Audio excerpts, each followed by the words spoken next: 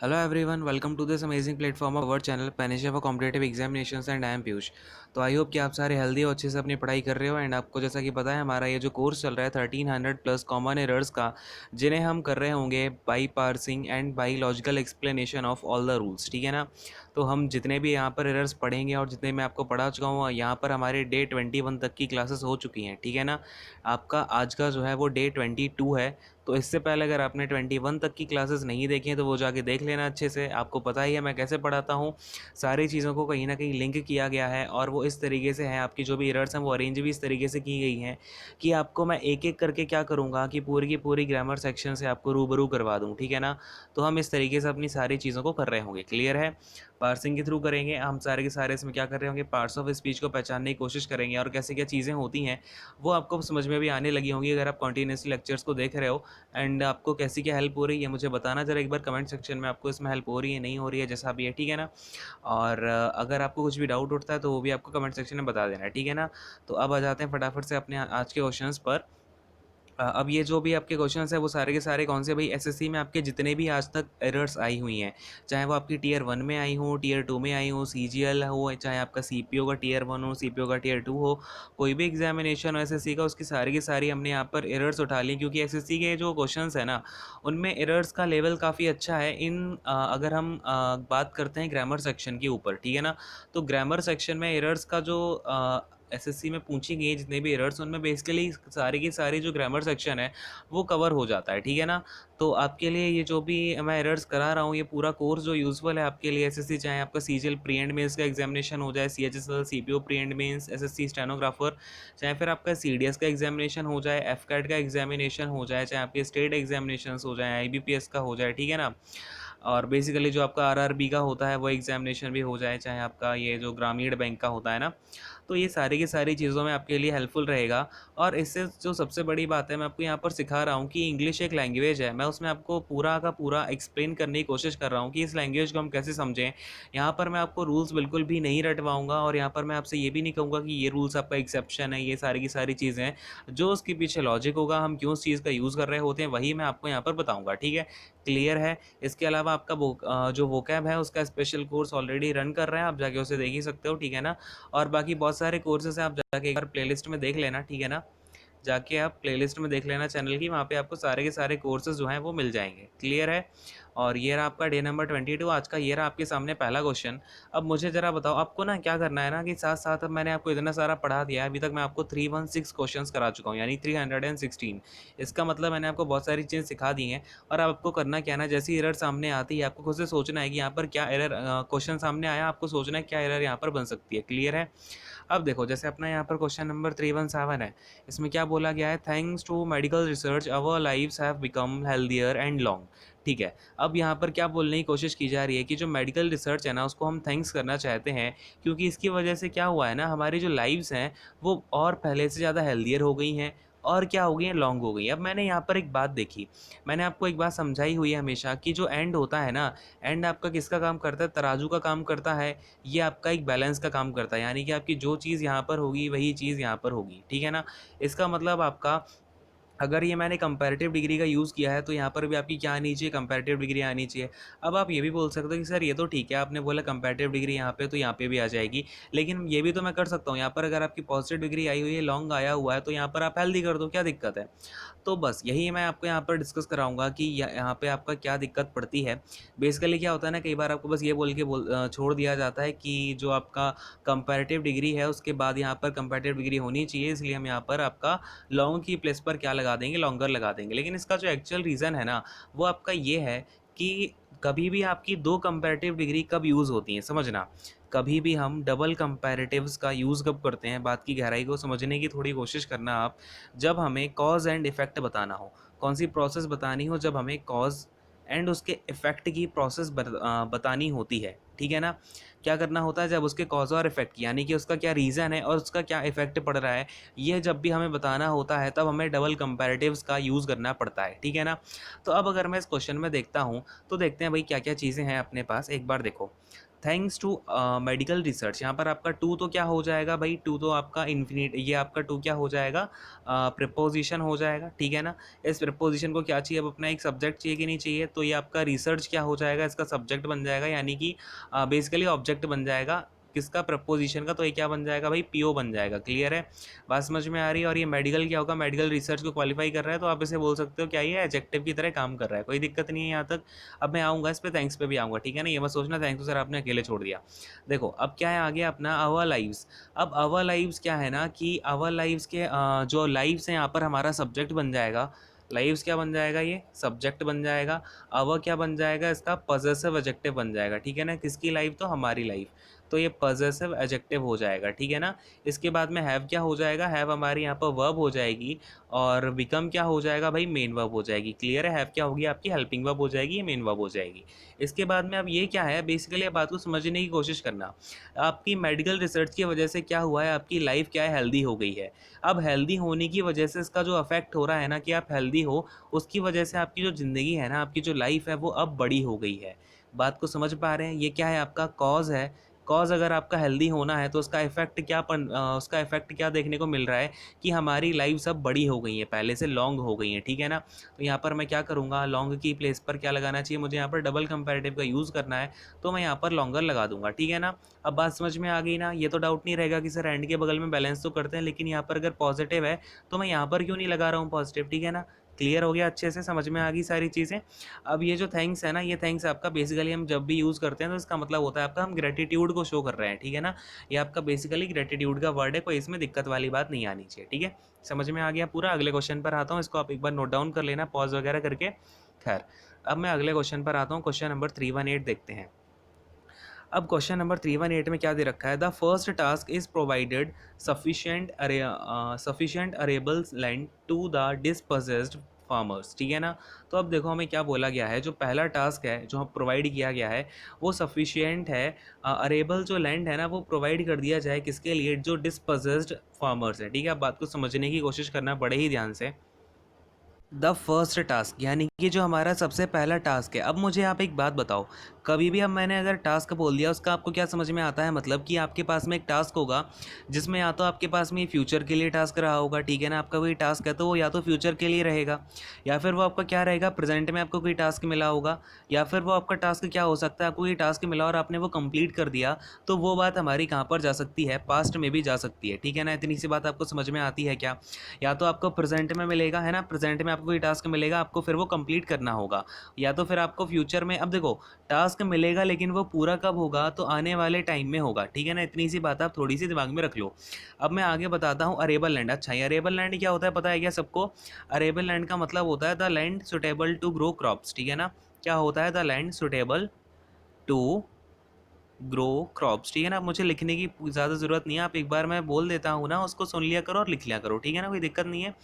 अब देखो इसके बाद क्या है, टू द डिसपजेस्ड फार्मर्स, यानी कि हमें क्या करना है ना, जो पहला टास्क है उसका वो उसके हिसाब से हमको जो सफिशिएंट आपका क्रॉप उगाने के लिए जो लैंड हो, वो हमें डिसपजेस्ड फार्मर्स का मतलब क्या होता है ना, जिन फार्मर्स के पास में ज़मीन नहीं होती है बेसिकली, ठीक है।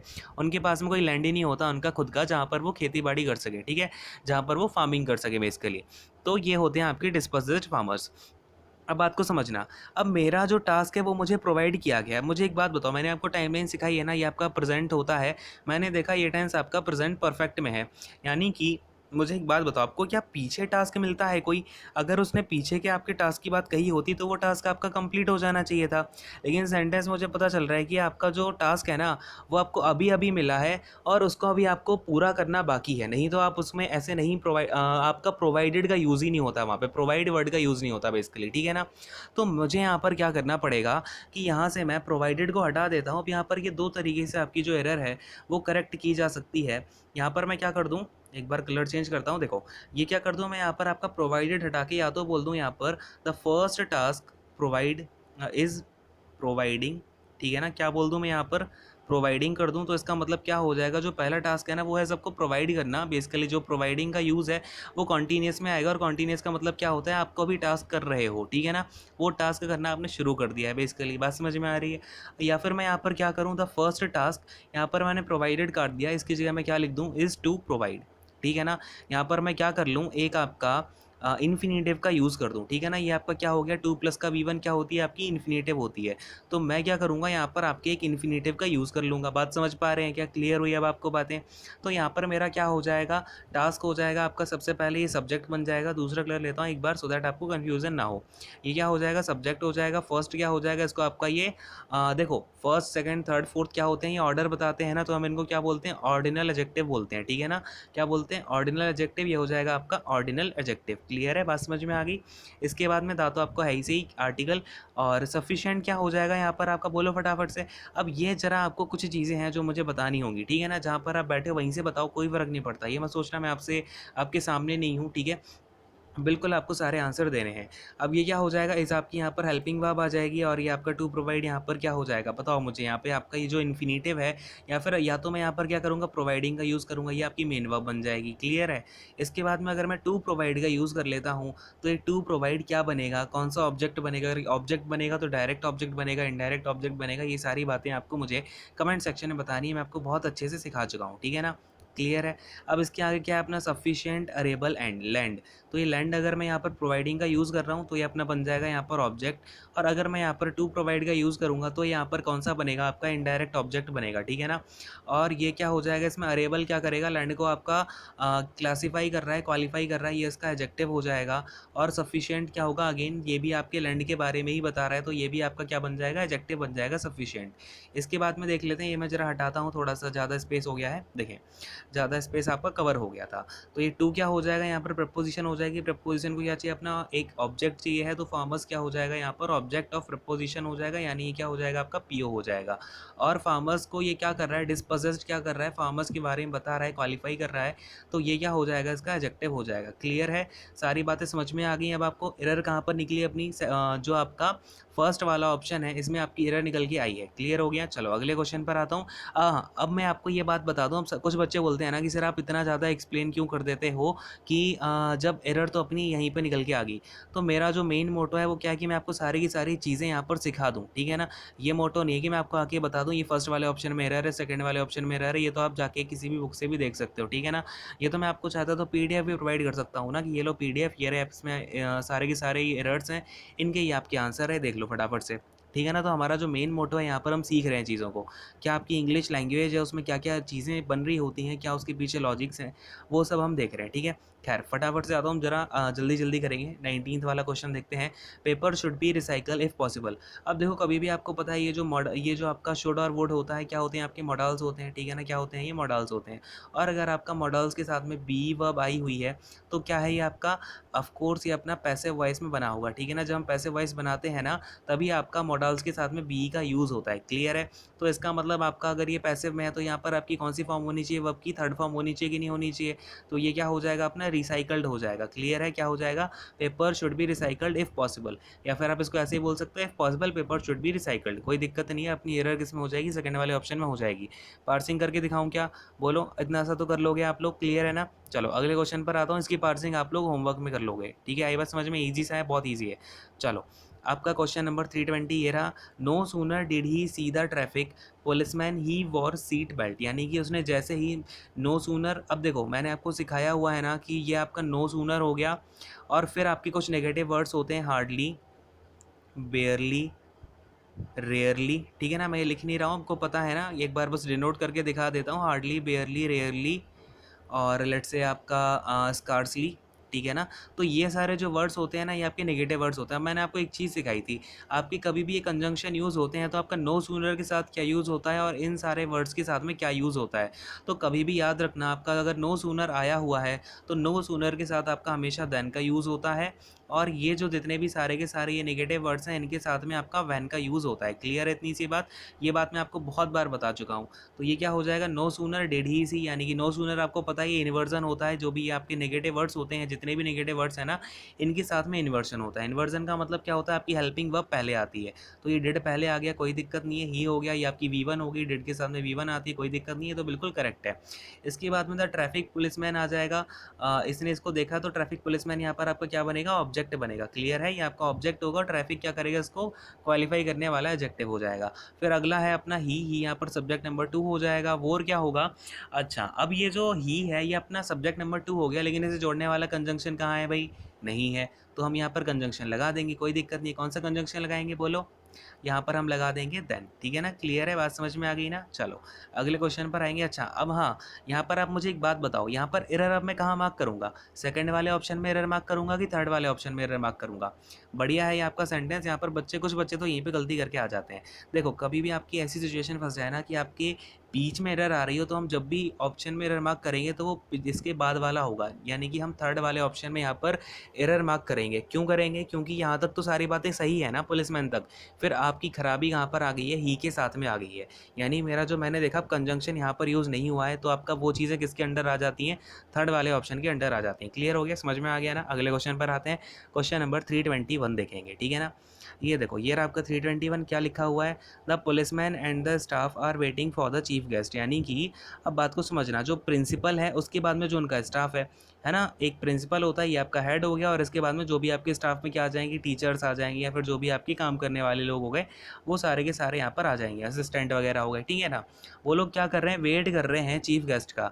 अब यहाँ पर मैंने आर का यूज़ किया है, इसका मतलब मैं यहाँ पर क्या करना चाह रहा हूँ, ये प्रिंसिपल और ये स्टाफ को अलग अलग दिखाना चाह रहा हूँ। अगर मैं इन दोनों सब्जेक्ट को अलग अलग दिखाना चाहता हूँ, तो मुझे दोनों को स्पेसिफाई करना पड़ेगा अलग अलग।